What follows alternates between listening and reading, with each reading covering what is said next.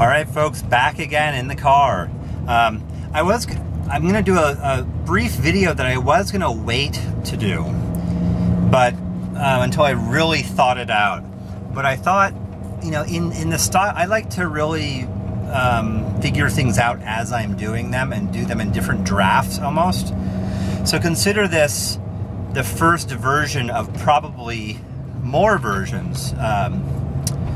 A rough draft, if you will, of the Jonny Casual Manifesto, at least when it comes to watch collecting. So I mentioned this in a previous video that I was thinking of putting together a Jonny Casual Manifesto, and I also said I believe in that video that pretty much all of this is Jonny Casual Manifesto. It's all about my take on the world of watch collecting, and you know, I don't claim to be right. I don't claim to be actually all that knowledgeable. I don't see myself as a watch expert or a guru or anything like that. I just feel like I'm a watch enthusiast. I love watches. I've loved watches only for about 4.5 years now. It really hasn't been that long since I got into this crazy obsession. And yeah, I'm just sharing my words and my perspective on things. So take it for what you will.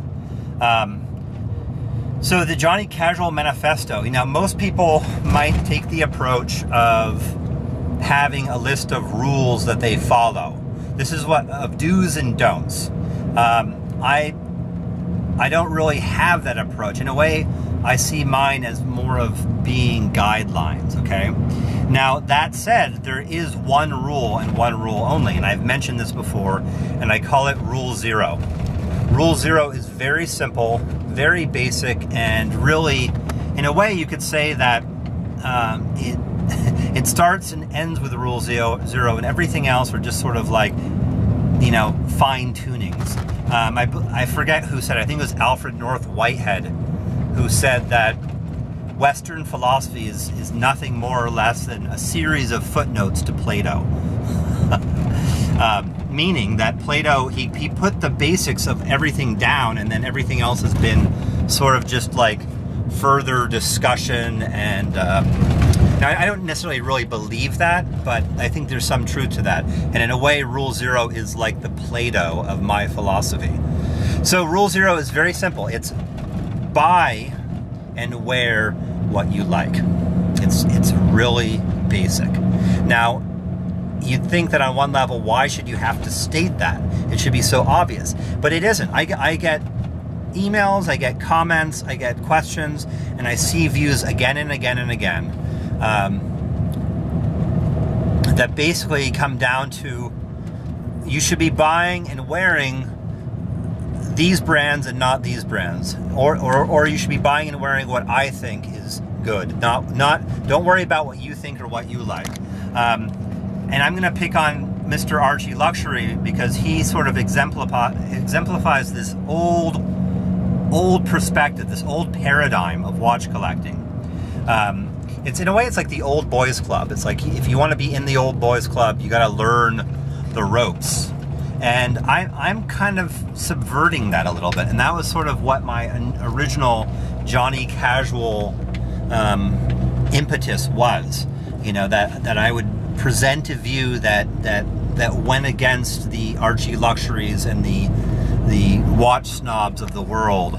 I appreciate Andy Hunter's recent videos in which he's basically subverting the watch snob. Go for it, Andy. You know, that old thinking is just, it's old, it's outdated. You know, we don't need it anymore. We need to move beyond it.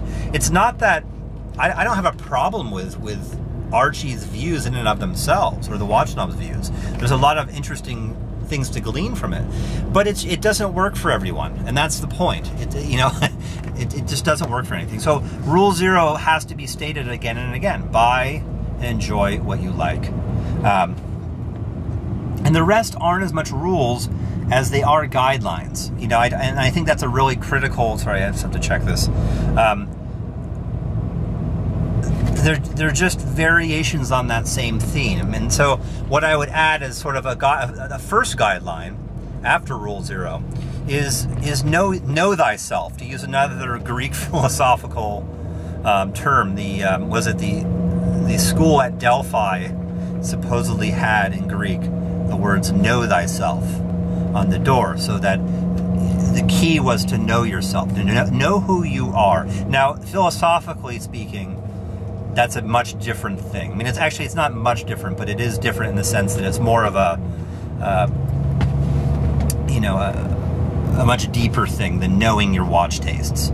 But I think it's key to the Jonny casual approach, or the Manifesto, which is knowing who you are, knowing what your tastes are, what you like. And there's different ways to do this. Like, for instance, I spent my first couple of years buying and selling tier 1 and 2 watches. And in the course of that, I refined my own knowledge and taste. I learned who I was as a watch wearer and collector.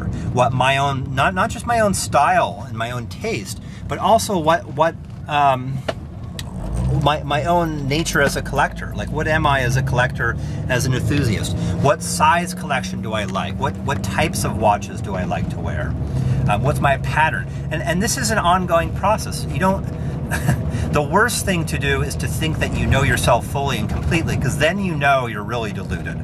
This is a psychological principle, that we all have a shadow. This was a Jungian principle of the shadow, that we all have a shadow, a part of ourselves that operates and influences our decisions and our actions that we're not consciously aware of. So the first step in realizing that you have a shadow, or the first step in I guess you could say overcoming your shadow, is to realize that you have a shadow. If you don't realize you have a shadow, then you're potentially an egomaniac.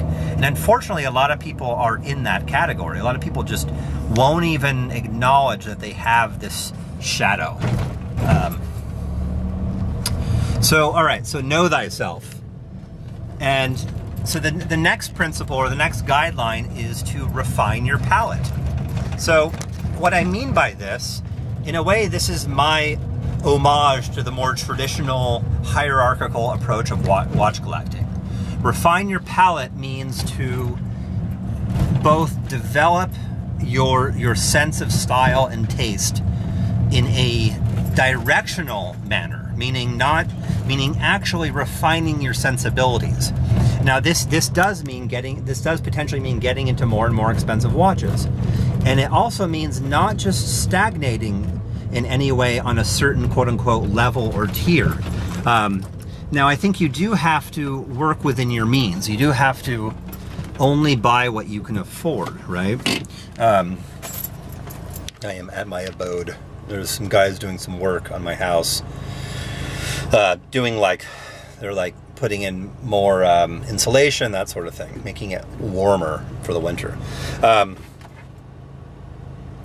But refining your own sensibilities, you're developing who you are, what you like, your own style, but also your sense of quality. You know what I mean? This is the element that the more traditional folks buy into the most, which is refining the palate, developing your tastes in an upward manner.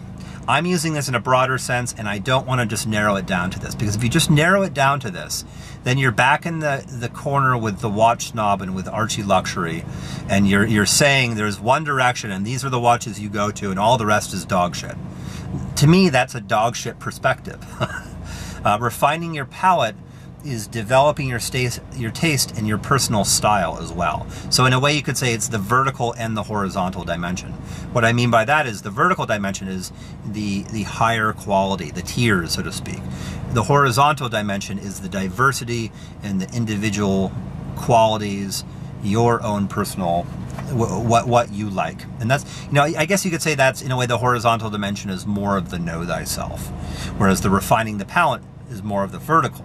So my point is, don't just refine your palate without knowing yourself as well, without developing your own individuality. Just check my messages. All right. Oh yeah.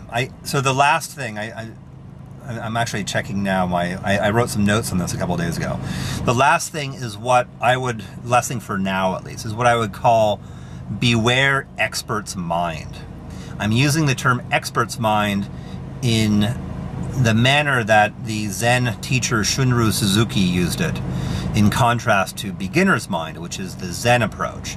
Beginner's mind is, in a way, being open to things. It's a spaciousness. It's a quality of not of whatever comes to you, just seeing it with fresh eyes. Whereas expert mind is like knowing things before you even encounter them. It's not just preconceived notions, but it's having a locked in fixed perspective on things. And it also, in a way, you could say, the worst of it is just being totally locked into your way of thinking. But even I was listening to Jeffrey McMahon's excellent lecture on critical thinking. Critical thinking can be a form of expert mind, because you end up putting everything through this sieve, this formula of critical thinking, where everything gets dissected and it doesn't allow for different ways of knowing. So sometimes, like, what doesn't fit into critical thinking is more of an affective intelligence, an emotional intelligence, or an intuitive or artistic intelligence, which isn't necessarily about logical, critical, rational thinking. So expert mind is basically, it's like, in a way, you're trapped in your own knowledge. And I think, again, I keep on coming back to poor Archie, but he's a perfect example of this. And the thing with Archie is that he doesn't even have a broad expert's mind, at least as he presents in his... he knows a lot about a few things, and he just always comes back to that, and he cannot get out of it. So he is the example par excellence of expert's mind and the problem of expert's mind. Because notice how Archie comes back to the same watches again and again and again. He rebuys the same watches over and over and over again. And whenever he tries to break out of it, he can't. And he also is really locked into his view on other brands. Like, for instance, he was totally trashing this one guy, because this one guy got rid of his Rolex and got a Breitling Super Avenger. This was in a recent Archie Luxury video. This is just a classic example of, maybe technically a Rolex is a higher prestige watch, better in-house movement, who knows? But it... going back to the know thyself and developing your own personal style, this person obviously liked the Super Avenger better, and that's why he got it. And so there's nothing wrong with that. And this is where Archie is locked into his knowledge, which is limited. And this you'll find this in all fields, not just watches, but expert's mind of any sort. People get so locked into their own knowledge that it doesn't allow them to think have new thoughts. And this is actually why innovations rarely come from experts. Innovations usually come from amateurs, or from people that are, occasionally you'll find the expert who transcends expert's mind and is able to reconnect with beginner's mind. But yeah, if you look at, like, on the university level in science, innovations often come from people that are outsiders, that aren't like in the high levels of the field. They're people that they're able to see with new eyes. And I think that, so my overall scheme, and I've kind of gone over this already, but the overall manifesto is, yes, educate yourself. Learn the tiers, learn what different watches are. Make it an ongoing, fun exploration of the world of horology. Know that your tastes will always change. What you like now is not the same as what you'll like in 5 years. But at the same time, buy what you like. Enjoy, buy, and wear the watches that you want to wear. And it doesn't matter what tier it is, what movement it has. It matters whether you like it or not. So be honest and truthful to yourself. Don't try to force it. Some people try to force it and say, oh, I need to get this because this is a watch I need to like and have. Don't worry about that, okay? Worry about what draws you the most. And that's rule 0, and everything else is just a variation on that. All right, so I am going to end this for now. This is just a first rough draft on the Jonny Casual Manifesto for watch collectors and enthusiasts. All right, later. Watch collecting. And you know, I don't claim to be right. I don't claim to be actually all that knowledgeable. I don't see myself as a watch expert or a guru or anything like that. I just feel like I'm so I mentioned this in a previous video that I was thinking of putting together a Jonny Casual Manifesto, and I also said I believe in that video that pretty much all of this is Jonny Casual Manifesto. It's all about my take on the world of watch as I'm doing them, and do them in different drafts almost. So consider this the first version of probably more versions, a rough draft, if you will, of the Jonny Casual Manifesto, at least when it comes to watch collecting. All right, folks, back again in the car. I'm going to do a brief video that I was going to wait to do, but until I really thought it out. But I thought, you know, in the style, I like to really figure things out.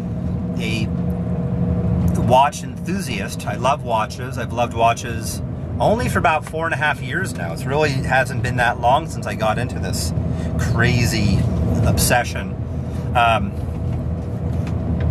And